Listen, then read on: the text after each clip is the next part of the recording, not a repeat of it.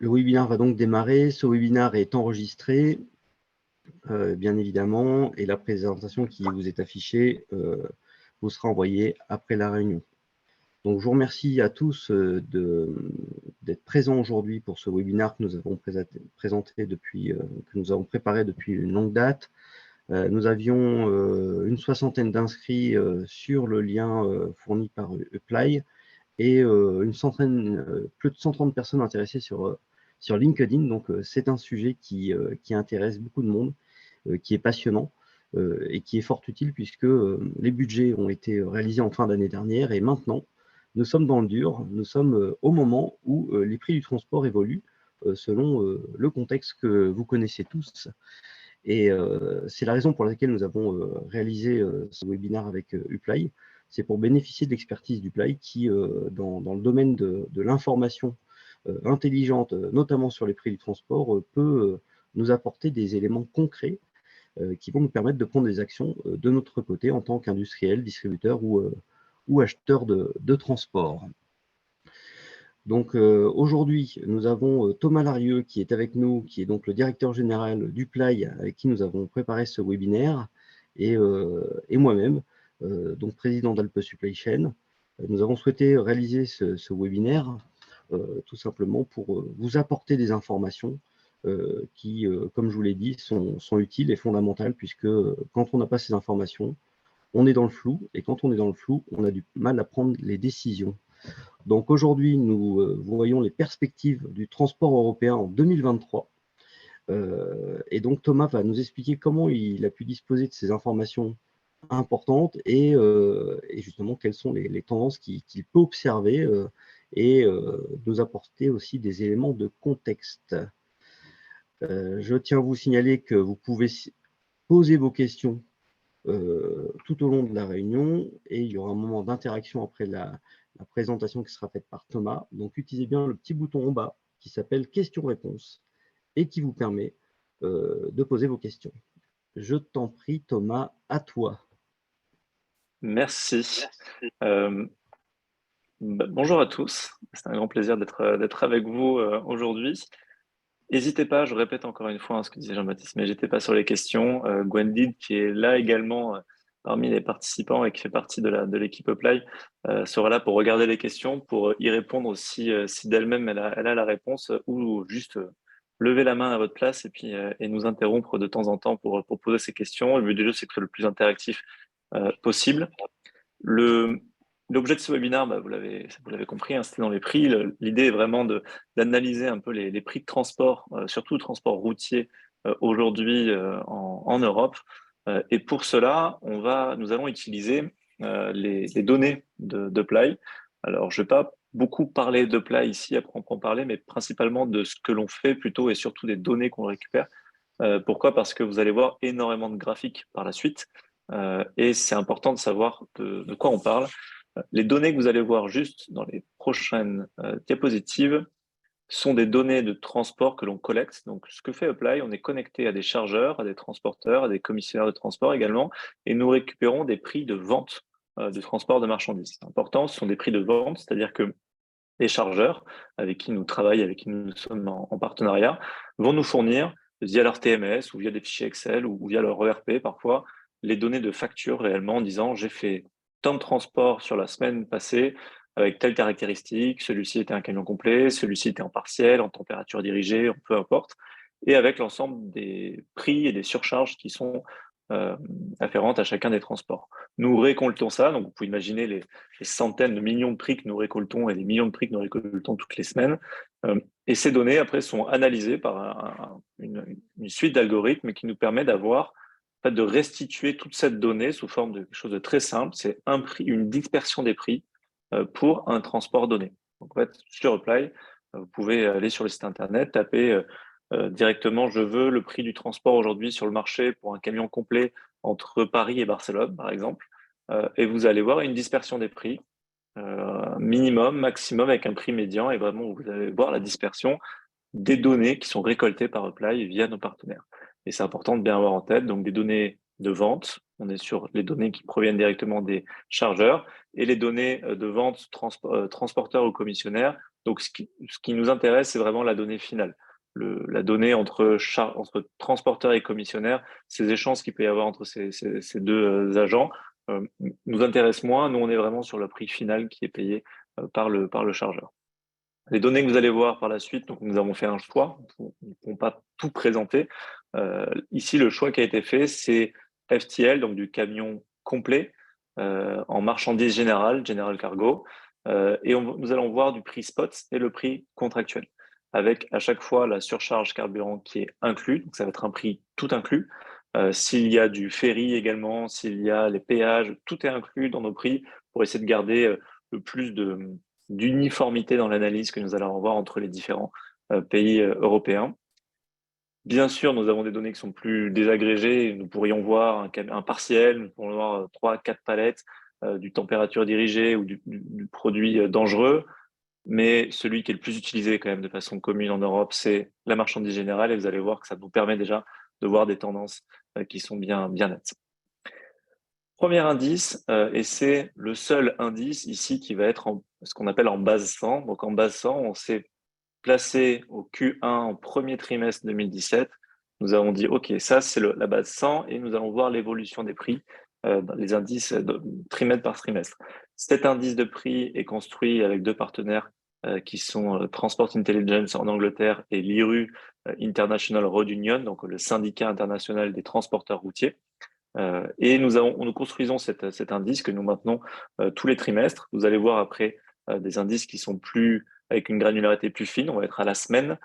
Et là, ça va être des indices en euros du kilomètre. Ici, nous avons une base 100 qui nous montre très, très simplement que les prix ont augmenté là, si je regarde la différence entre premier trimestre 2017 où on était à 100, dernier trimestre Q4 2022 où on était à 142, donc ils ont pris 42% entre ces différents trimestres. Et puis vous pouvez voir surtout la très forte explosion, et ça va surprendre personne, juste après la période Covid qui était même plus à la baisse, 2021-2022, très forte inflation au niveau des prix du transport. Mais ce qui va nous intéresser également, c'est d'analyser les dernières données et puis d'essayer de se projeter. Vous pouvez voir ici donc le spot en rouge, le contractuel en noir. Le spot sur le dernier trimestre 2022 était déjà à la baisse. Le contrat, ça dépendait des pays. On était sur une stabilité, disons. Nous allons voir juste après que cette baisse, et donc là, si on refait, là, c'est une vue très européenne. La baisse, quand on regarde sur un pays donné, nous allons faire trois analyses. France, Espagne. Après, nous allons voir l'Allemagne, nous allons voir l'Italie également. Vous avez pu le voir sur le slide précédemment, la couverture, je vous le remontre très rapidement, mais la couverture de Play est européenne. Nous avons beaucoup de données dans les pays, partons de l'Espagne jusqu'à la Pologne, avec une partie Roumanie également qui est présente. Donc là, je vous propose de nous focaliser principalement sur l'Europe de l'Ouest, avec ce premier pays, enfin ce premier couple de pays, France-Espagne. Donc ici, nous voyons un peu ce que nous voyons également au niveau européen, forte hausse de prix sur les derniers trimestres, mais la baisse des prix qui était déjà pressentie en Q4 2022 continue, voire même s'accélère sur le spot. Vous avez à chaque fois ici la partie spot et contractuelle. Et d'ailleurs, je me rends compte que spot contractuel, la partie spot est ici en rouge foncé et la partie contractuelle est plus basse ici. Nous allons juste corriger ça et je viens de me rendre compte à l'instant. Mais là où on voyant vraiment que le contrat finalement est assez stable avec une petite hausse sur les dernières semaines, mais bon, il reste stable avec une baisse ici assez marquée sur les données spot entre France et l'Espagne. Voyons la même chose dans l'autre sens. Là, je pars de Paris vers Barcelone, donc je pars de la France vers l'Espagne. Ici, j'allais de l'Espagne vers la France. Baisse qui a commencé un peu plus tôt sur le spot, avec un contrat qui, si on le prend en globalité, est assez stable également. Ce que vous voyez ici dans le graphique, la ligne rouge est une moyenne mobile, donc c'est-à-dire que c'est une moyenne sur les différentes semaines, et vous avez en gris vraiment la donnée à la semaine. Donc, vous voyez le spot ici qui est très volatile et qui peut être très volatile. La courbe rouge permet d'analyser un peu plus la cohérence globale sans aller voir vraiment les hauts et les bas. Juste un petit commentaire sur ce France-Espagne, parce que c'est important d'avoir la donnée, mais c'est également de comprendre, de savoir ce qu'il y a en sous-jacent. Pourquoi finalement nous avons ce prix qui a fortement augmenté depuis l'Espagne vers la France. Ici, nous parlons depuis Barcelone vers Paris, en regardant d'autres combinaisons, Madrid-Lyon par exemple, ou d'autres combinaisons. Nous avons là une tendance qui est assez similaire, parfois quelques impacts au niveau régional, mais la tendance est assez stable, enfin est assez similaire entre les différents couples d'origine-destination. Pourquoi cette hausse ici qu'on voit, mais à de moindre mesure entre la France et l'Espagne? Ces raisons sont principalement des raisons économiques. Euh, Tout d'abord, la France, sur les derniers trimestres, et sur 2022, a été moins impactée que l'Espagne par l'inflation. La France est un des pays en Europe où l'inflation a été la plus basse, même si elle restait quand même très élevée, hein, 5,9% sur l'année dernière si on prend les chiffres de l'INSEE. Nous sommes plus à des chiffres de 8-9% en Espagne. Et si on regarde les chiffres de consommation réellement des ménages, la France a une consommation qui est stable, à la baisse sur les derniers mois, là où l'Espagne a une baisse visible de sa consommation. Donc en fait, on a un jeu d'offres et demandes qui est ici important. L'offre de transport a vu ses coûts élevés et a répercuté ses coûts forcément. La demande de son côté, on a une demande qui est assez stable ou plus faible depuis la France vers l'Espagne. Donc on voit que l'augmentation des prix finalement a eu lieu, mais c'est pas si marqué, enfin c'est moins important en tout cas que l'augmentation des prix que nous pouvons voir vraiment vers la demande de l'Espagne vers vers la France. Le second couple de pays que nous allons regarder, c'est France-Italie. Celui-ci, c'est intéressant également, on souhaitons le voir. Je ne vais pas avoir une analyse vraiment économique comme celle que j'ai pu avoir entre ces deux pays-là. Il y a énormément de critères qui jouent en compte, mais qui entrent en jeu. Mais ce qui est intéressant aussi, c'est de voir cette même analyse. Donc là, nous avons vraiment également le spot qui est en haut, le contractuel en bas également en pointillé. Hausse assez similaire, même si comparé à l'Espagne, là, nous avons une hausse qui a été très franche sur fin 2021, début 2022 et assez stable sur l'année 2022. Et on commence à voir également cette nouvelle baisse du spot avec un contrat ici, un contractuel, pardon, qui commence à augmenter. Et si on regarde les derniers prix, finalement, il a eu cette hausse et il se stabilise. Mais ce qui est intéressant de mon point de vue ici, et ce que nous avons vu aussi sur l'Espagne et qu'on voit au niveau européen, c'est ce qu'on va appeler le spread en anglais, la différence entre le spot et le contractuel. Et ça, je vais juste m'arrêter 30 secondes dessus parce que c'est d'un point de vue économique et d'un point de vue pricing, vraiment, quand on regarde ça, même d'un point de vue achat, la question se pose toujours entre est-ce que j'assure du contrat sur 80 ou 90% de mes flux? Est-ce que je bénéficie du spot à certains moments? Parce que parfois, le spot peut arriver à des prix qui est inférieur au contractuel. C'était très rarement le cas sur la période 2021-2022. La différence entre les deux était nette. C'était souvent beaucoup plus avantageux d'avoir un contrat sur le long terme pour éviter de prendre justement des hausses en spot qui étaient plus importantes. Et cette différence diminue, et nous le voyons encore plus ici de Paris vers Milan, donc de la France vers l'Italie, où la différence entre le spot et le contractuel, qui parfois était un coup au-dessus, un coup en dessous, diminue. Donc ici, je vais reprendre la casquette un peu analyse économique. De notre point de vue chez Apply, et là c'est l'avis des experts qui travaillent chez Apply, le spot est vraiment lié à la demande de transport et donc à la demande des consommateurs que les chargeurs et les clients de transport doivent répondre. Nous avons une phase ici avec une demande qui était assez erratique mais qui était élevée. De plus en plus, nous voyons une demande qui commence à être un peu plus terne. Elle était plus terne, donc demande des consommateurs ici, un peu plus terne sur le dernier trimestre 2022. Elle l'est toujours aussi en 2023. Alors là, je parle un peu des prospections et des mois à venir. Vous avez certainement vu aussi que la BCE au niveau européen avait revu à la hausse ses prévisions de croissance. Donc, elle avait prévu pour 2023 plus 0,3, finalement, il prévoit plus 0,8. Donc finalement, cette demande assez terne, peut-être qu'elle ne sera pas, enfin, on l'espère en tout cas d'un point de vue économique global, peut-être reprendra sur la fin 2023, pardon. Mais là, vraiment, sur le début d'année, on a en effet une baisse de la demande. Et c'est visible car les prix du spot n'augmentent plus, voire même sont un peu à la baisse, et se rapprochent de plus en plus du contractuel. Donc en fait, ce spread, de notre point de vue,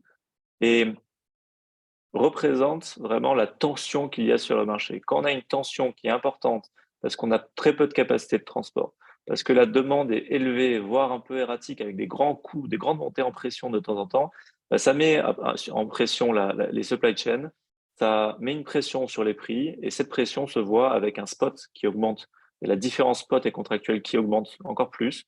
Donc le spot qui monte de plus en plus avec un contrat qui petit à petit le rejoint. Pourquoi? Parce que en tant que bon acheteur et chargeur que vous êtes, la grande question se pose toujours, c'est j'ai quand même envie d'assurer ma supply chain, j'ai quand même envie d'essayer de ne pas avoir des appels d'offres à refaire tous les 2 mois ou tous les 3 mois parce que les prix ont augmenté de nouveau.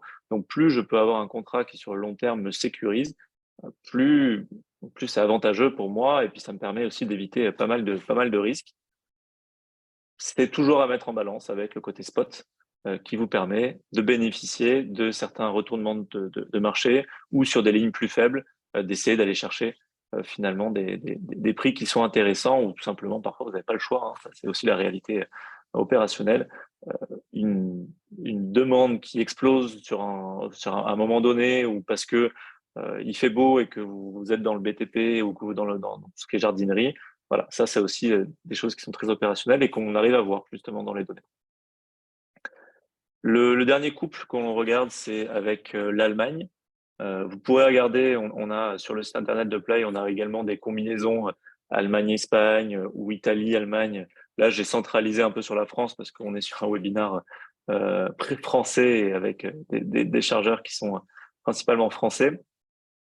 Ici, vous voyez donc toujours pareil, le spot en haut en rouge plein et le contractuel en tiré. Euh, on voit la même chose où on avait une différence entre les deux qui était assez marquée. Plutôt Covid, début 2020, on voit cette différence marquée alors qu'elle n'était pas forcément avant. On avait parfois le spot qui tombait en dessous, le contractuel qui était plus cher que du spot. Là, c'était pendant les 2 dernières années, c'était marqué. On a le spot qui est clairement au-dessus. Et on voit encore une fois, là, si vous voyez la partie grise directement, un spot qui, dans les derniers trimestres ou les dernières semaines, passe parfois sous le contractuel. Et on voit ces deux courbes ici qui se rapprochent, exactement la même chose du côté France vers Allemagne qui est en bleu en dessous. Alors ici, si on fait également l'analyse économique, pourquoi au début le rouge et le bleu étaient confondus et finalement on a une croissance du rouge qui est plus importante ici. Le rouge, donc je le rappelle, c'est l'Allemagne vers la France. Pourquoi? Parce que sur les dernières années, ça vous a pas manqué, l'Allemagne a continué de développer son industrie, la France un peu moins, et donc on achète de plus en plus de l'Allemagne. Et là, dernièrement, c'est encore une histoire de consommation. La consommation française s'est bien tenue et très bien tenue sur 2021-2022, là où nos voisins ont une consommation qui a baissé ou ils ont été plus impactés par l'inflation. Donc, comme on peut le voir un peu sur l'Espagne, ici, les prix ont fortement augmenté, mais rien ne nous dit que ces prix vont rester hauts. Et puis, on voit vraiment ce plateau commencer à arriver avec cette baisse qui est un peu, qui a commencé dans les premiers mois ou les premières semaines de 2023. Donc ici, vous pouvez voir, si je prends, là, on est à peu près fin 2022 et là, on est sur les dernières semaines, euh, donc les premières semaines de 2023. Je m'arrête juste 30 secondes. Est-ce qu'il y a des questions, Gwendy, à ce moment, ou est-ce que Jean-Baptiste, Pour tu le veux… moment, pas de questions. Ok, bon, n'hésitez pas, hein, surtout, même des remarques ou autres. J'enchaîne? Ah si Thomas, on vient d'avoir une question d'Aurélien. Ouais, A-t-on une indication super, sur ouais. les périodes des contrats A-t-on donc une indication sur les périodes des contrats, donc majoritairement du 1er janvier au 31 décembre? Hmm, Alors là, on a dans nos bases de données, donc on a des contrats qui sont généralement des contrats sur 6, 9 mois, 1 an ou plus. On a certains clients qui sont sur des contrats de 2 ans ou même plus de 2 ans. C'est très rare pour le coup. Euh, Par contre, il n'y a pas de date vraiment. On n'est pas sur du 1er janvier, fin décembre. On va avoir des contrats, beaucoup des contrats sont roulants, dans le sens où cela dépend de la période d'appel d'offres. Une majorité des appels d'offres ont eu lieu, en effet, là sur la phase de septembre, octobre, novembre, pour essayer de recontractualiser pour l'année à venir. Mais je ne pense pas qu'il y ait un effet. Et puis, dans tous les cas, pour vous dire, il est contrôlé aussi de notre côté d'un point de vue statistique un contrat, un effet nouveau contrat sur le début d'année.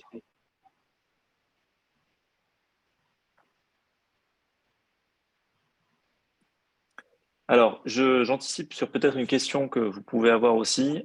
Cette question, c'est l'impact du prix du carburant dans tout cela. Parce que vous rappelez-vous, ici, ou pour ceux qui ont loupé les 5 premières minutes, ces prix ici sont tout inclus, au comptant, on va dire.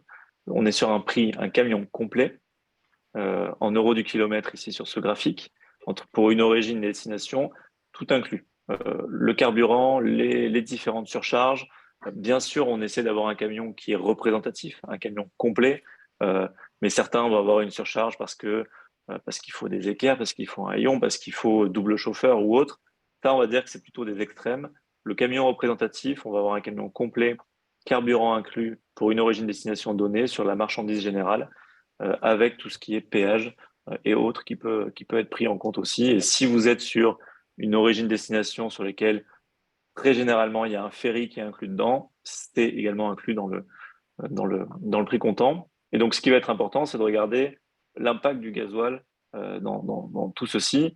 En effet, les prix ont fortement augmenté, mais ce qu'on le voit sur ce graphique ici, qui est une source IRU, donc c'est l'association des transporteurs au niveau international, la forte flambée a eu lieu surtout sur le fin 2021, début 2022.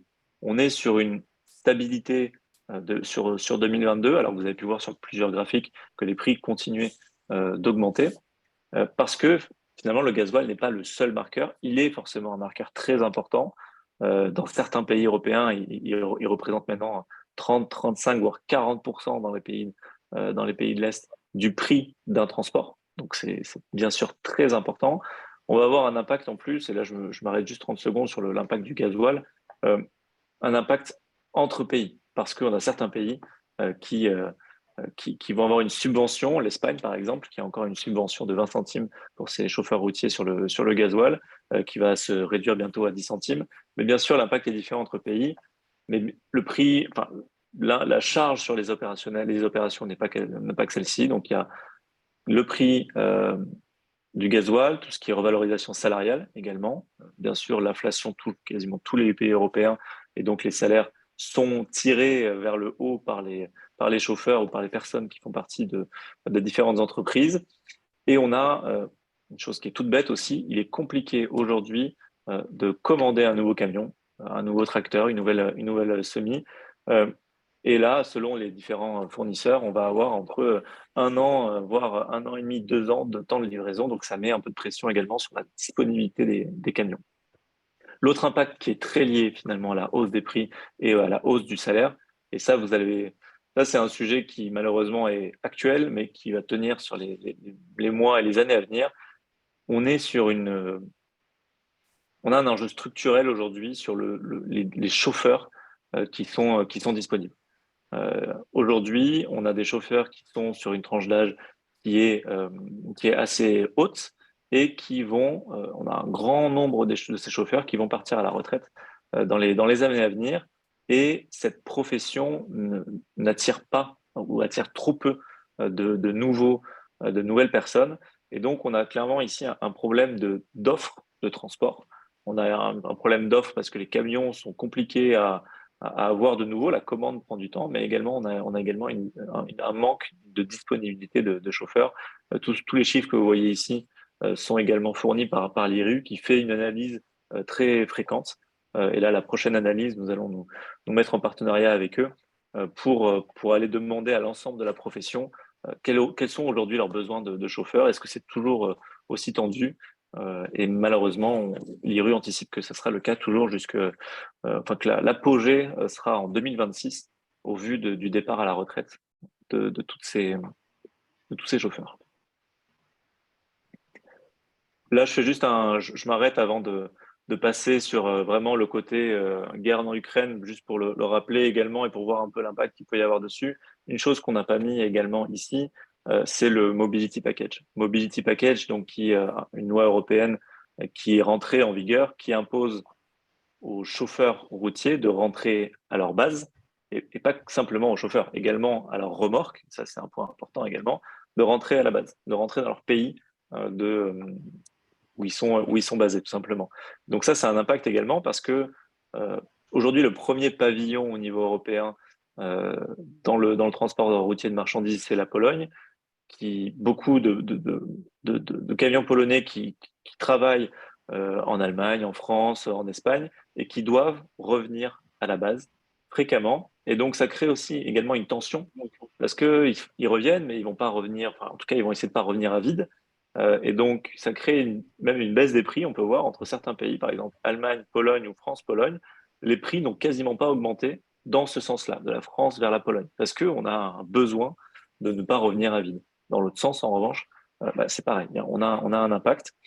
Donc tout ceci, plus le conflit qui a fortement impacté les pays proches de l'Ukraine, dont la Pologne également, a une forte pression sur l'offre de transport. Et donc ça va être un peu ma conclusion, qui va être de dire, si on regarde l'offre de transport avec la hausse des prix du carburant, la hausse tout simplement d'acheter un camion également, c'est de plus en plus cher avec la pénurie des semi-conducteurs qui est en train de se résorber petit à petit, mais qui prend du temps.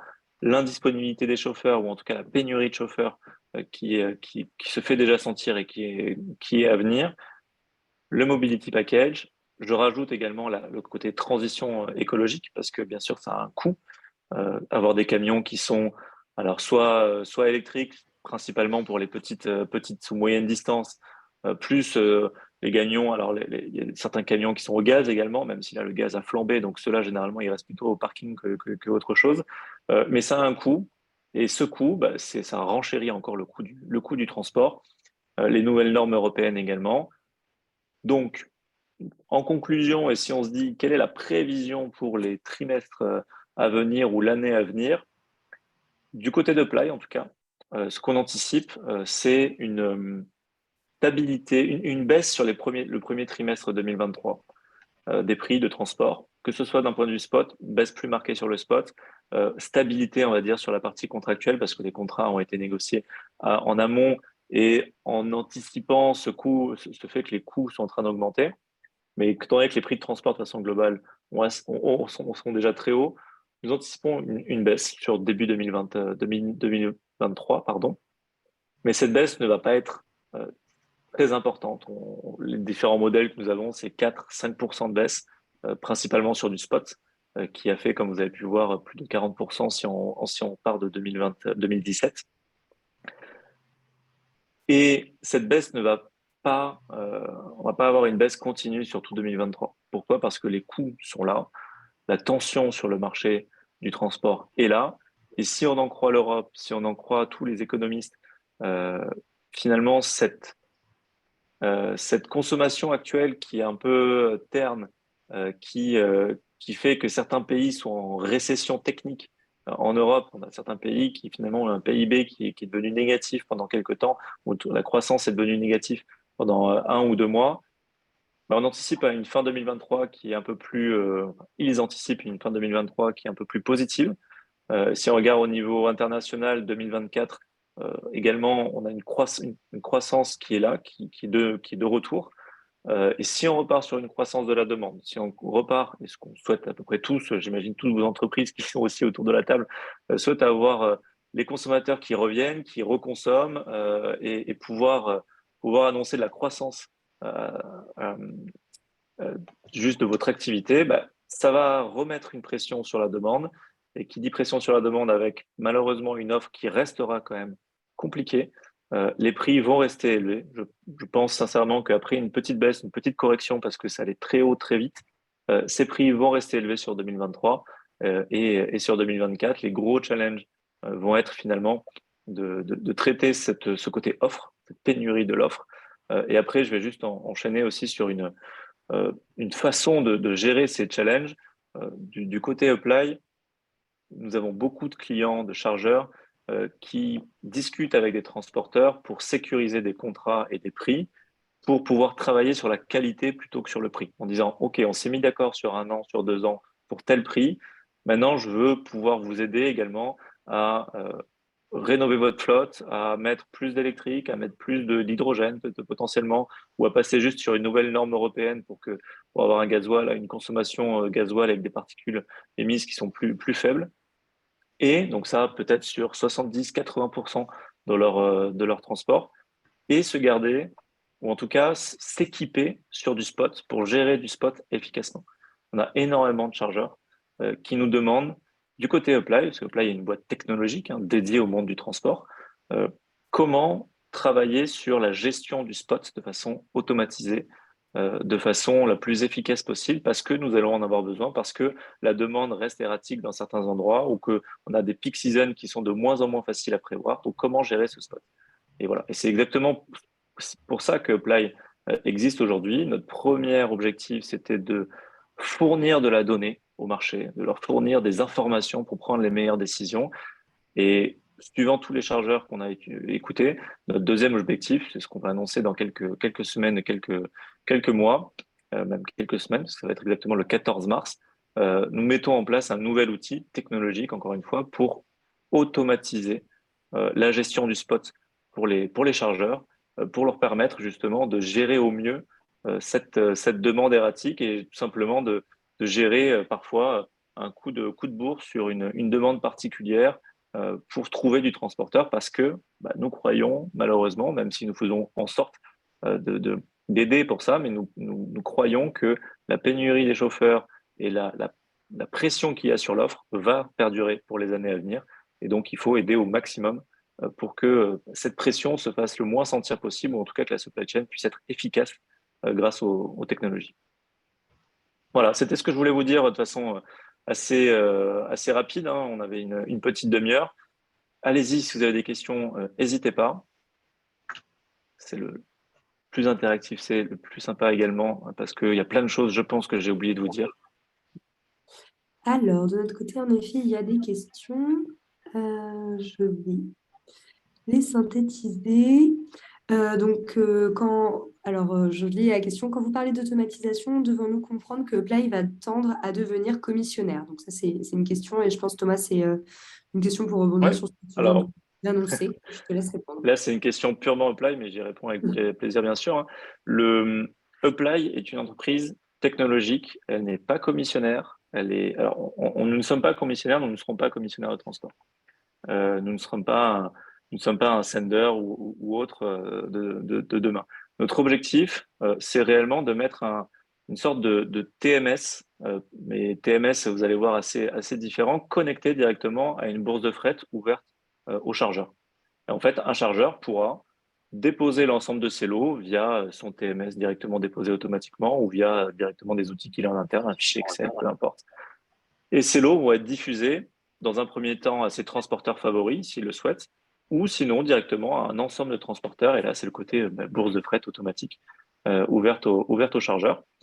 Et bien sûr, nous allons rajouter un ensemble de couches qui sont demandées par nos clients aujourd'hui, la gestion de la facturation, la facilité de paiement également. Mais vous voyez, le chargeur, là, enfin, en tout cas, la demande que nous avons de certains de nos chargeurs, c'est de pouvoir gérer eux-mêmes la relation avec les transporteurs, de pouvoir choisir leur transporteur, choisir le coût auquel ils sont transportés.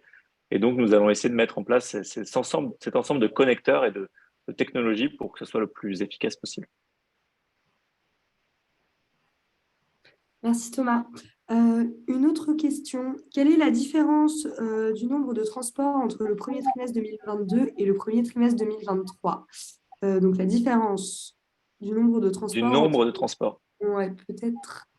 Alors, c'est une bonne question. Je ne vais pas avoir la réponse comme ça. Donc, première différence entre premier trimestre 2022 et premier trimestre 2023, c'est ça la question? Oui, tout à Alors, fait. premier trimestre 2023, on n'a pas encore en plus les données, donc je ne vais pas pouvoir y répondre comme ça. Mais même si je prends le dernier trimestre de 2022 au dernier trimestre 2021, par exemple, euh, je pense qu'il y a une augmentation du nombre de transports. Je vous avoue que je n'ai pas les chiffres parce que nous n'avons pas les chiffres globaux au niveau européen. En revanche, je sais que la Commission européenne publie ces chiffres. Alors, ils le font avec un peu de retard, donc je pense qu'ils n'ont pas les chiffres de fin 2023, 2022 encore. Mais vous allez avoir les chiffres qui sont disponibles avec le nombre exactement de transports ou les volumes de transport. En tout cas, je pense qu'ils sont à la hausse, honnêtement. Très bien. Alors ensuite, on a des questions plus en lien avec l'impact environnemental et la Ouais. RSE. Quel est l'impact des engagements en décarbonation des grands chargeurs versus la sécurisation que vous venez d'évoquer? Alors, c'était une question de Diego, mais alors attends, elle va peut-être se combiner. Il y a une question de Maria également sur notre opinion en termes de RSE et de développement durable, le calcul des émissions, etc. Donc, Ouais.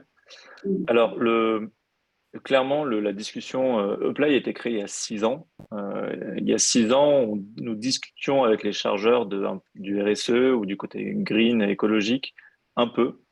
Aujourd'hui, c'est à chaque fois dans toutes les discussions que nous avons avec eux. Et c'est toutes les discussions qu'ils ont avec les transporteurs. Donc ça a un impact, c'est clair. Il suffit de le voir et j'imagine que vous-même, hein, dans les appels d'offres que vous gérez, vous pouvez dire, ah bah, je voudrais dans l'appel d'offres connaître le prix pour un euro 5 ou un euro 6, mais également pour une autre motorisation et donc être d'accord pour avoir différents prix pour différentes motorisations. Les transporteurs avec qui nous travaillons également s'équipent pour ça. C'est-à-dire que de plus en plus se disent, nous savons qu'il y a une demande parce qu'il y a des engagements qui ont été pris par les chargeurs, il faut répondre à cette demande, et si nous voulons sortir du lot demain, il faut répondre à cette demande. Euh, donc, ils essaient de travailler avec les chargeurs avec qui ils sont en contrat aujourd'hui pour dire, écoutez, vous souhaitez avoir ça, moi j'ai besoin de faire un investissement, donc signons un contrat de 3 ans ou de 2 ans pour telle mise à disposition. Moi, de mon côté, je m'équipe, je rénove ma flotte, je fais ci, je fais ça. Et je pense que ce côté partenariat est important. C'est un coût, clairement, pour les transporteurs. Il faut pas le négliger. Et c'est un engagement qui est pris du côté des chargeurs. Donc, c'est très important. Pour vous donner un exemple aussi, sur la plateforme de mise en relation entre les chargeurs et transporteurs qu'on est en train de développer et qu'on annoncera, il y a eu une demande qui était très importante des chargeurs, c'était de dire, je veux déposer mon lot et je veux que les transporteurs puissent répondre avec des offres, mais je veux connaître la motorisation qui est derrière. Le chargeur était d'accord pour payer un peu plus cher, peut-être pour un euro 6 versus un euro 5, ou pour quelqu'un qui est dans une motorisation qui lui permet, lui, derrière, bah, dans son bilan carbone, de dire, regardez, on a des efforts qui sont faits, ça a baissé de temps par rapport à l'année dernière, et puis mon objectif 2030, par exemple, pourrait être atteint de telle et telle façon. Et je ne sais pas si j'ai répondu à la deuxième question en même temps, parce que je crois qu'elle était liée, mais je l'ai à moitié oubliée. Désolé pour ça. non, c'était une question voilà, sur ton avis global sur la partie Ah oui, RSE. oui, bah, donc Et, j'ai répondu, et oui, en effet, c'est très important. Oui. tout à fait. Et donc, dans la continuité, il y a une question toujours sur ce sujet. Donc, au vu des demandes plus importantes pour des transports écologiques, avons-nous des prévisions d'augmentation tarifaire avec cette passation? Car, en effet, les camions coûtent 3 à 4 fois plus cher et il faudra bien que les transporteurs répercutent cela. Est-ce qu'on a des estimations, Thomas, sur... Alors non, honnêtement, là, c'est boule de cristal et je vais pas pouvoir vraiment vous donner le prix comme ça. Ce que je vous remonte, en tout cas des discussions que j'ai, c'est vraiment la volonté. Alors déjà, les transporteurs qui disent, ah bah, qui se plaignent un peu en disant, ah bah oui, mais tout le monde veut de l'électrique ou tout le monde veut de l'hydrogène, mais en effet, ça a un coût et puis personne ne veut le payer. Donc ça, c'est la réaction naturelle, j'ai envie de dire.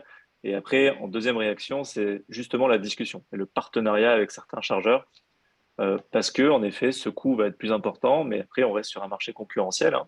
Si un transporteur prend sur lui de faire l'investissement parce qu'il a un business plan sur 10 ans ou 20 ans dans lequel il croit, il peut sortir du lot et peut-être que vous également, et c'est là où la digitalisation vous permettra de plus facilement trouver ce transporteur qui a un avantage concurrentiel, on va dire, parce qu'il a fait ses investissements. Donc, il n'y a pas de bonne réponse, malheureusement, mais clairement, ça met une pression sur les coûts et sur les coûts structurels de fonctionnement d'une entreprise de transport. Merci Thomas.